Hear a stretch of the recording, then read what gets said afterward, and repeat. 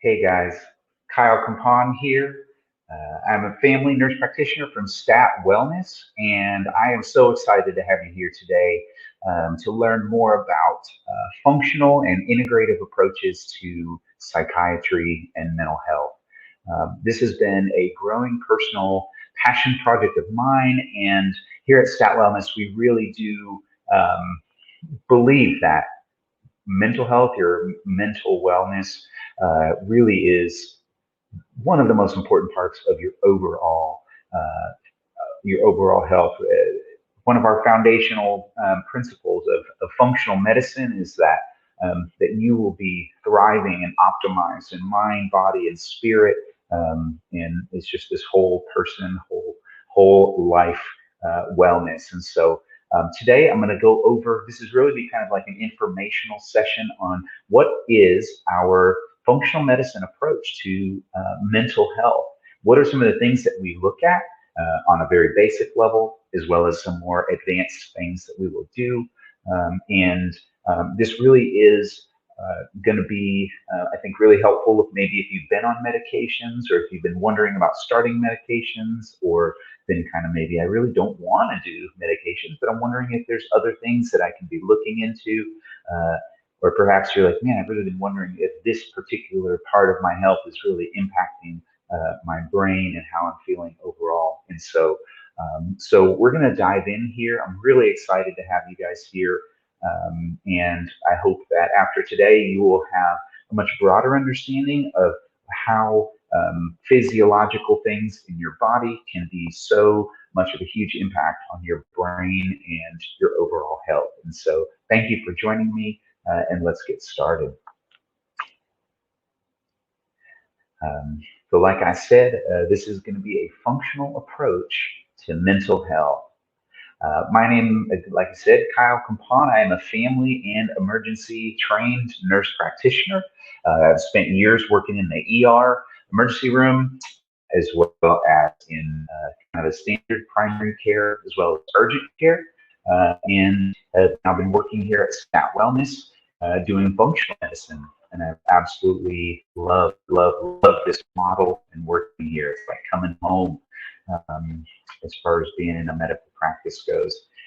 I'm a nature lover, love being outside.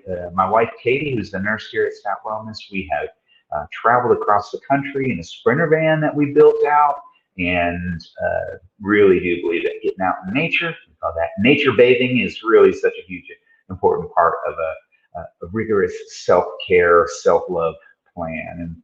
And so something to definitely incorporate going hiking around here in North Georgia, getting to the beach, getting out on the kayak, all kinds of different things that we love. Like I said, my wife is Katie. You've maybe met her here.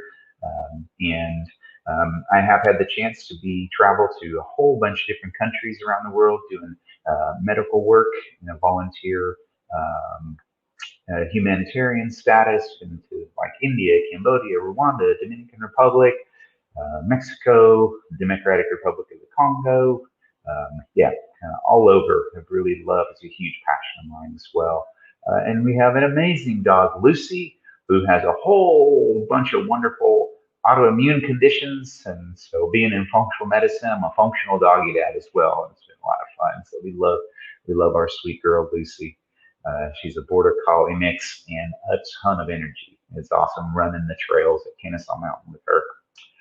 So, just a quick overview. What is mental health? And the World Health Organization says that mental health is a state of well-being in which an individual realizes their own abilities, can cope with the normal stresses of life, work productively, and is able to make contributions to their community. And so really as a core foundation to your overall ability to be a functioning, healthy member of society, and your family and your friends and your workplace. And so we all are very well aware of when these things break down. And so really it's this idea of realizing our full potential, which is kind of the STAT wellness.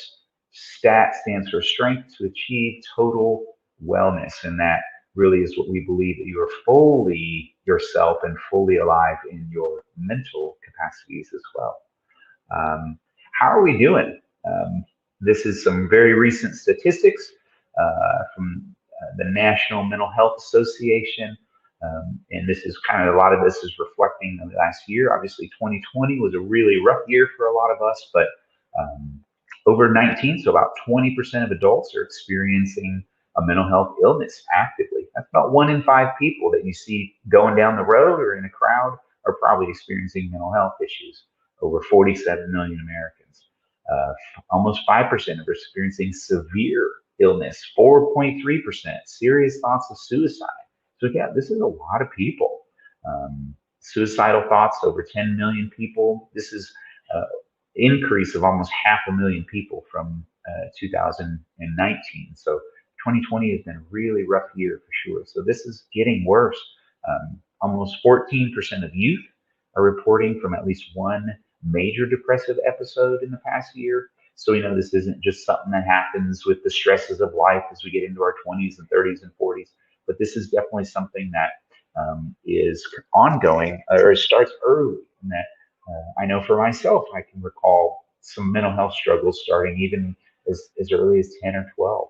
And I'm sure maybe some of you watching can say that, oh man, I was even just a really anxious kid, even at 5 or 7 or 9. And so these are some things that we really dig into.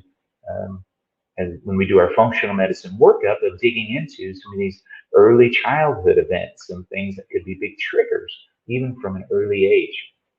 And so,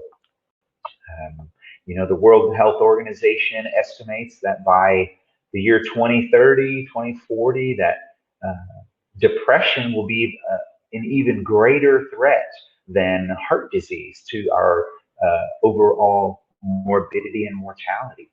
And so we're not doing a super great list. And I think as we dig through some of these things in these slides to come, you'll kind of see how we approach this pandemic, if you will. There's a concept, I've done some training under Dr. Greenblatt. Dr. James Greenblatt is a functional medicine psychiatrist, and he has some quotes here, and a lot of the content from today I'm actually using from their training courses. And there's kind of this concept of nourish the brain and nurture the mind, where when we're looking at conditions in the body that might be impacting the brain, we want to look for are we providing our brain with the optimal nutrients and fuel and environment to function properly? So treating our brain, and we'll talk about this, like an actual organ in the body, and not just kind of like this isolated thing that's just kind of up there whirling around and there's not much that can impact it.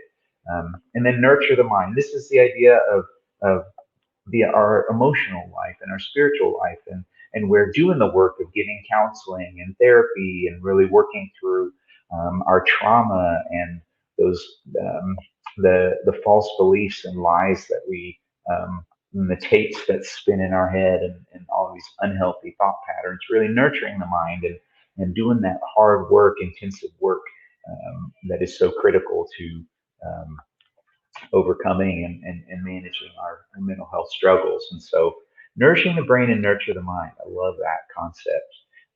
And so one of the things that I like to tell people is that we want to put your brain back in the body. So much of the time with mental health, we kind of separate out, and the general medical model has been that, well, your mental health is kind of for counselors and therapists to decide, and then we do have psychiatrists who will prescribe some medications to try to help that out, but we really have done a bit of a poor job of integrating the brain itself as an organ within the body. And there's just so much research over the last 10 and 20 years that really go to show that what is going on from the neck down really has a huge impact of what's happening in these 6 inches between our ears. And so one of our goals in a functional medicine assessment is to see how the brain is impacting the rest of the body, and vice versa, how the body is impacting the brain. I always like to make make this statement that we're very comfortable with the idea of something that's called somatization, which means that if we're anxious, we feel tightness in the chest and our heart races, and maybe we get queasy in the stomach, or if we're really depressed, we feel fatigued and tired, and we put on weight. We just don't really want to do much. We don't want to exercise. And so we feel things in our body. There's even, links to like fibromyalgia and chronic fatigue syndrome and IBS and all these things that I think the medical community is pretty comfortable with saying, yeah, that's a byproduct of your mental health.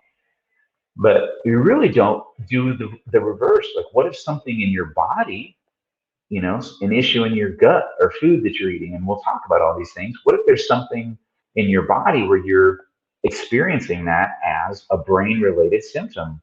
You're experiencing it as depression, you're experiencing it as anxiety or insomnia or bipolar or schizophrenia, but there's stuff going on in your body that's manifesting. Your brain is saying, hey, something is wrong, something is not right here, and we feel it in your brain.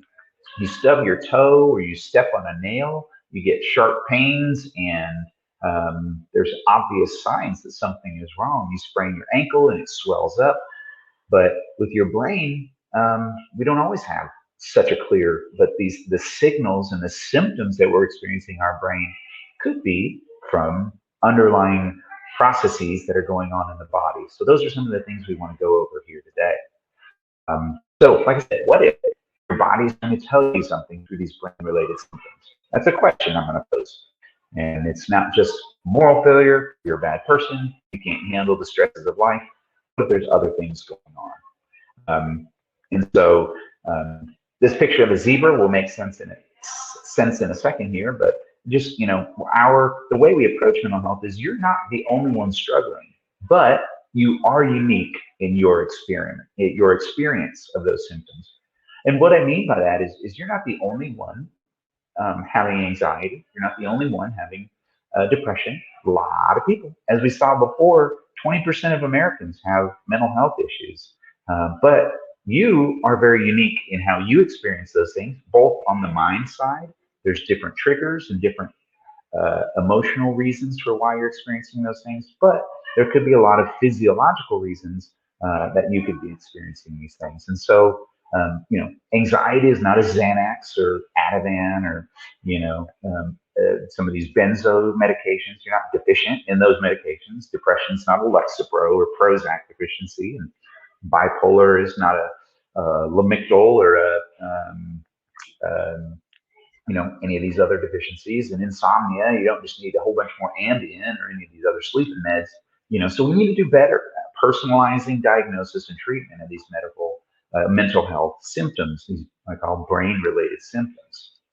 And so the model that Dr. Greenblatt puts forth, and it's kind of his thing, I want to give credit to him, is that we use this mnemonic called the zebra. And it's a really great concept that zebras, actually, every zebra has stripes. You can look at it and you can say, yep, that's a zebra. We know what they look like. But there's no single zebra on the planet that has the same exact pattern of stripes. Just like everyone has a different fingerprint, a thumbprint, every zebra has a different fingerprint of stripes on their body. And so that's similar to kind of what I was saying before, that your anxiety or your depression, a lot of people have it, but how yours is manifesting and expressing itself in the body might be very different as far as a root cause. So this zebras, each of these letters stands for something. And so the T, and as we go through a functional medicine evaluation, these are a lot of things that we take into account, whether it's through our in-depth assessment when we do our new patient evaluation, or through labs or other things that we take into account. These are some really important places that we dig into. And so T, and this is take care of yourself. This is your self-care plan, your self-love plan. And this applies to every single person on the planet, which is why it is #1 up here. And from a functional medicine standpoint, these are the things that create the greatest amount of change and create the highest amount of health in the body. And so this is where we talk about healthcare, our healthcare crisis in America. It's really a sick care crisis. We're trying to, take care of people who are really sick, but we don't really do a great job of promoting health and helping people get healthy and and maintain health over the course of their life. So what do these take us? So we look at exercise. We look at sleep, stress, food, and love. By that I mean relationships and connection and your spiritual life. We look into hormones, and I'm going to break down each one of these sections. The E is for exclude, reactive foods, toxins, infections, and some other things. The Z stands for zinc and other minerals. There's a bunch of minerals that we look at. The E is essential fatty acids, particularly omega-3s, fish oil, and cholesterol. These are really critical for your brain health. The other E is energy. This is your mitochondrial function. The mitochondria, we're going to talk about that a little bit. Your B vitamins and other vitamins. R for restoring the gut, your microbiome and digestion and some other things. Humongous part. The gut-brain connection is exploding in current research and literature. Amino acids and protein, and then stopping inflammation. And I'm going to actually address the inflammation piece on the front end here in a second, because it's one of the most critical factors. So to take care of yourself, things that we're looking at. And each one of these things, there are gobs of research studies showing that they are going to be mega important at impacting your mental health. So sleep, your quality, your quantity, how good is your sleep? How much sleep are you getting? We know that you need to be getting, we all know that we need to get in at least 7, probably closer to 8.5 hours for most people. If you're not sleeping, your brain is going to be fried. Most other parts of your body can tolerate a little bit of sleep deprivation, but the brain, with one bad night's of sleep, is going to shift your brain health. You do that for weeks and months and years, and your brain's going to feel depressed or anxious or, different things like that. So it's super critical. We always want to assess for sleep apnea, humongous issue. If you're having sleep apnea, the likelihood of your brain having depression or anxiety, things like that, is going to be much higher. Exercise, the data, the literature out there is that exercise in some cases is even more effective than the SSRIs, kind of the common medications for treating mental health issues, especially anxiety. There's a huge benefit, and depression as well. So the type of exercise we're doing, whether it's cardiovascular, HIIT, high intensity, weight training, all these different things are going to be really critical. We'll look into timing. Some people do better in the morning, some people do better in the evening, and we really want to look into that. And tone, and that, by that I mean intensity. Are you doing really high intensity? Some people, we actually need to do lower intensity. They're actually overtraining and doing way too much, and that's a big trigger for them. And then stress is a huge thing that we look into. And we'll talk about this a little bit with the hormones, but we look at your sympathetic and parasympathetic nervous system. The sympathetic is our fight, flight. This is adrenaline and cortisol. So it really ramps us up. And when we're stressed, we get a high amount of the sympathetic nervous system. We're running from a saber-tooth tiger. We just got in a car accident, or we have humongous tests or a huge presentation at work. Our sympathetic nervous system is going to be on overdrive. The parasympathetic is our rest and digest. This is the vagus nerve primarily, and this is what is the calming, soothing, relaxing part of our body. And if we can't regulate that properly, it's going to really manifest itself. And if we have chronic stress in the body, we're going to be way higher, way more likely to develop anxiety and depression and other issues. So that's a big thing that we look into. And then food is one of the #1 things. We know that if you eat an anti-inflammatory, blood sugar balancing diet, lots of healthy fats like your coconut oil and extra virgin olive oil and your omega-3s and healthy proteins, you're going to be leaps and bounds more improved on the mental health symptoms. And so the standard American diet, we call it the SAD diet, is just an absolute train wreck for the brain. And so that's a big thing we want to assess. And then the love is there's research that came out a few years ago that isolation is one of the #1 determinants of health, especially mental health.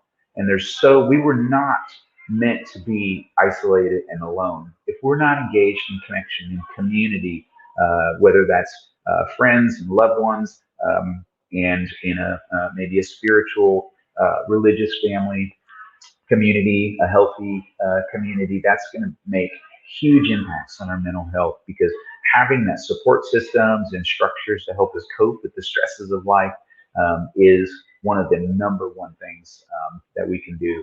And so take care of yourself. That's huge. Stop inflammation. So the typical model of mental health that was developed in about I believe the 50s was what we call the neurotransmitter model of mental health issues. So what they had discovered when they discovered neurotransmitters, serotonin, dopamine, epinephrine, norepinephrine, acetylcholine, all these neurotransmitters, they're the signal molecules that send messages through the neurons in your brain. And so what the theory, the neurotransmitter theory, was that, well, if you're depressed or anxious, maybe you need higher levels of serotonin, because they found there was research they had done that was an impact on the brain. It didn't have enough serotonin, and so the SSRIs like lexapro and Prozac and all those were developed. And Xanax increases, Xanax and Ativan and Valium, they increase GABA. They act on the GABA receptors, which is a inhibitory neurotransmitter. It calms and soothes and sedates the brain. All the different medications like Adderall and Ritalin and Vyvanse, they increase dopamine and epinephrine in the brain, which increases alertness and focus and concentration. But we've moved into now, the research has shown that inflammation in the body is one of the number one things that impacts the brain function. And inflammation greatly impacts the levels of neurotransmitters in the brain. And so, yes, I still believe medications can be extremely helpful and even very life-saving. And I have taken antidepressant medications myself in the past, and it was really helpful for a time. I've also seen for myself that all of these other things, working on inflammation and all these other factors, is one of the most important things we can do to improve brain function. This concept of inflammation in the brain on fire, is absolutely central to the things that we look into. Hormones, we look at adrenal hormones, particularly cortisol and DHEA, the impact, seeing what your stress kind of tolerance and stress levels are in the body is going to be a massive. This is the HPA axis, the hypothalamic pituitary adrenal axis. This is one of the number one impactors of our mental health, because when those stress signals are constantly going in the body, it jacks up your serotonin and dopamine and norepinephrine and all these things. So stress is absolutely critical, and we can address that. Thyroid, if you're hypo or hyper, too low or too high on the thyroid, that's going to have tremendous impacts on the brain. The reproductive hormones, we're talking for guys, particularly testosterone and estrogen. I do check estrogen on guys. But the testosterone levels are low for both men and women. That's going to be giving symptoms of depression. For women, we look at balances of your estrogens and progesterone and pregnenolone and DHEA, all these reproductive hormones, particularly if you tend to notice symptoms are a little worse in the PMS time around your cycle, then we know that there's some major hormonal things out of whack, and there's stuff we can do to really help balance that. And then particularly for women, as we get into the 40s and 50s, beginning to go through menopause, we often will see as estrogen levels begin to drop or really be in fluctuation, we can see a lot of symptoms begin to kick in then. And we see DHEA really begin to drop over the course of the 30s and 40s and into the 50s. And that can be a huge trigger for mental health issues for people as well. And so hormones are just a massive part of our evaluation. Insulin levels are critical. Insulin is the blood sensitizing hormone made by the pancreas. Helps every cell in your body absorbs glucose through insulin. So if there's insulin resistance, prediabetes, high lipids, high cholesterol, we know that you're on a cellular level, your cells are not behaving properly, and your brain is extremely sensitive to fluctuations in glucose and blood sugar. And so that can be a root cause for some people of their anxiety, depression, whatever is insulin resistance and blood sugar issues. The other E, the next E is exclude. So we think about food sensitivities. Are there foods that you're eating? We think of gluten and corn and dairy. These things. There's research now that we're seeing and there's parts of those proteins and stuff in these foods that can have direct impact on brain tissue. And not to mention food reactions and food sensitivities increase inflammation in the body, and we'll talk about the gut health piece in a minute.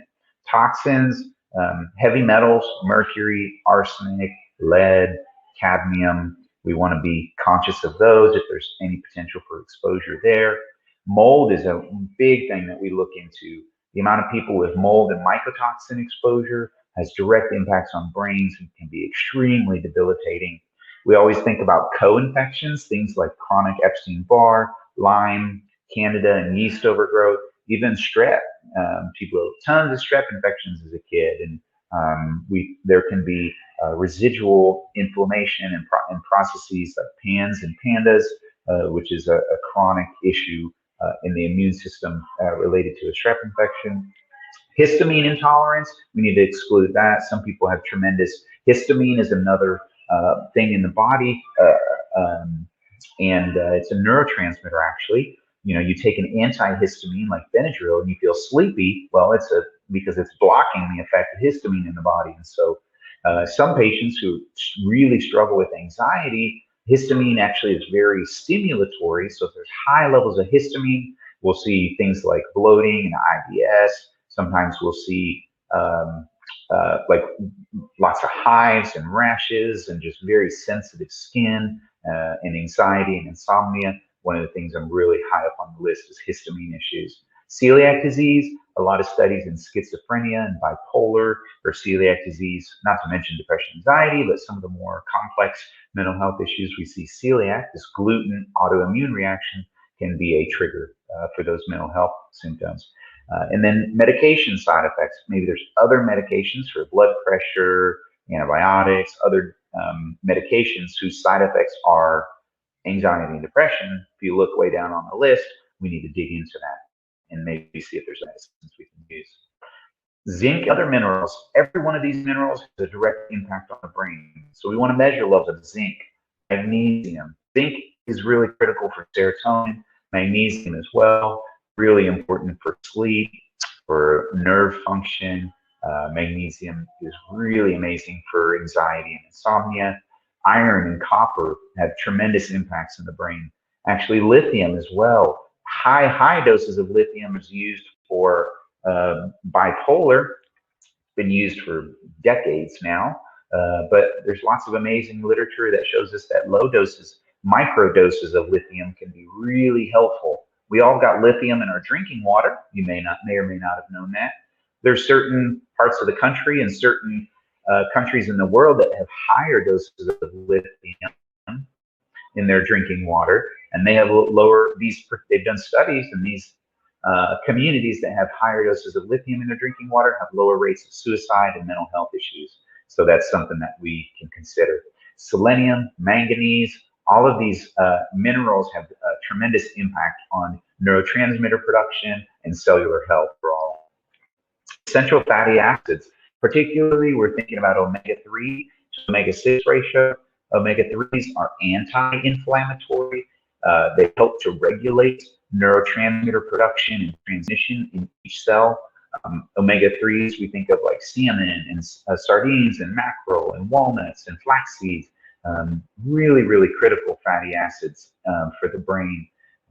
Cholesterol is actually, your brain is like is a massive part of your brain is like fatty tissue, and there's a lot of cholesterol. Your brain needs cholesterol, and so cholesterol is actually a building block for hormones and brain tissue. And so some patients we actually see they're very low cholesterol, actually extremely low cholesterol can be a big trigger for some folks. There's genetic reasons for this, as well as if there's some gut issues where you're not absorbing things properly. So we actually don't want too low cholesterol because it can manifest as brain issues, mental health issues. The B vitamins, we're really wondering about every one of these things and other vitamins, B1, B2, thiamine, riboflavin, niacin, pyridoxine, B6, B6, B9, B12. Those are all super, super, super critical for mental health because they really drive the production of these healthy neurotransmitters. And especially B9, methylfolate, we got some interesting studies how it correlates. And it's really, you want to make sure these are optimal levels. Some people don't have a great response for on their medications, and we can get them on higher doses of B9 and B12 and see improvements. Their medications actually work better. So this can be something where we can help manage systems without meds, but even if you're on medications, we can help the side effects to be less and help the medications to work better. Vitamin D is huge for brain health. Again, vitamin D helps production of serotonin in the brain, and vitamin C is a powerful anti-inflammatory, really critical for adrenal health. So these are all really critical vitamins to be looking at. Restoring the gut, I could do an entire webinar, probably an entire week's worth of webinars on how the gut affects the brain, looking for things like dysbiosis, which is an imbalance of bacteria and yeast in the gut. The microbiome has a tremendous, about 90% of the serotonin in your body is made actually by the microbes in your gut. And your stomach, your intestines actually use a ton of serotonin. And so we always are wondering about the overall gut health. Absorption, are you actually absorbing the nutrients that you're eating? If you have some absorption issues, you might have low iron and low B12 and low protein levels. Digestion, are you actually breaking food down properly? And infection, sometimes we can see overt yeast infections or other infections, even with the mold. That's something we think about. Mold has a huge impact on the gut. Talked about celiac and the food sensitivities and the other slides, but those are always things that we want to put out on the table when it comes to these brain-related mental health symptoms. Amino acids and protein are huge. Amino acids are actually the building blocks of protein, and they are also the building blocks of your neurotransmitters. Tryptophan, you may be familiar with from Thanksgiving turkey, but tryptophan is in all meat, and it is incredible. It is the building block for serotonin. Tryptophan gets turned into 5-HT, which is turned into serotonin, and eventually your brain uses that to make melatonin in the body. And so you may have heard melatonin for sleep. So if you're depleted on amino acids, you're going to have some issues there. Dopamine comes from tyrosine and phenylalanine. And so you can see all of these neurotransmitters have to be consumed in food through proteins, and even having low amounts of protein can also be overall a root cause for your anxiety and depression. So that's something we can add into the mix to really help your symptoms. So that is that. That was a quick whirlwind, but that just gives you kind of a broad overview of the things that we look at. So I just wanted to show this slide again, and I hope it makes a little bit more sense to you. Nourish the brain, nurture the mind. We're looking at vitamins and minerals and proteins and amino acids and fatty acids and all of these things that your brain needs to work properly. So nourish the brain, and then obviously doing the work, doing the counseling, working through our emotional stuff. We've all lived a life of stress and had all a research article that came out recently said 91% of Americans have experienced at least one even like moderate to highly traumatic event. And trauma is a major part of what impacts our brain and our body overall. Our body holds on to so much of our trauma. So we got to do both jobs. And as a medical community, we got to do better for you, for our patients, and for ourselves, frankly, as well. And so, I want to hear from you. If you want to learn more, go ahead and check us out at stackwellness.com. You can give our office a call, 404-254-5905. We do 15-minute free consults if you wanted to just chat and see if might be a good fit for you. And thank you guys so much for joining me today. If nothing else, I would, part of my desire in really building out in elevating our mental health care here is that you would, whether you're a clinician, you might be a counselor, a therapist, or you're a patient, is that you would feel that there is some hope in that there are more things that we can look into, and we can really create a robust plan. And really, every other field of medicine, if you have a stomach problem, a gastroenterologist might do like an endoscopy or a colonoscopy or do some other test. If you have a heart issue, a cardiologist is going to do like an echo or an EKG or, a stress test. Or if you have allergies, your ENT might look up in your sinuses or run some allergy testing, things like that. But in psychiatry, it's really just, okay, you're having some of these anxiety symptoms or depressive symptoms. Let's try this, So really looking under the hood, if you will, looking at your engine and seeing how are things running, how are things working. Your brain is 20% of your brain weighs about 2% of your whole body weight, 2 to 5% depending, but it uses up 20% of your body's energy and nutrients and minerals. So it's a very greedy organ. It's a very complex organ. And so, it's time that we actually take better care of our brain and how that impacts our overall mental health. So thank you guys so much for joining me today. I hope this was helpful and hopeful. And as always, let us know if you have any other questions. And I hope you have a wonderful day. Take care.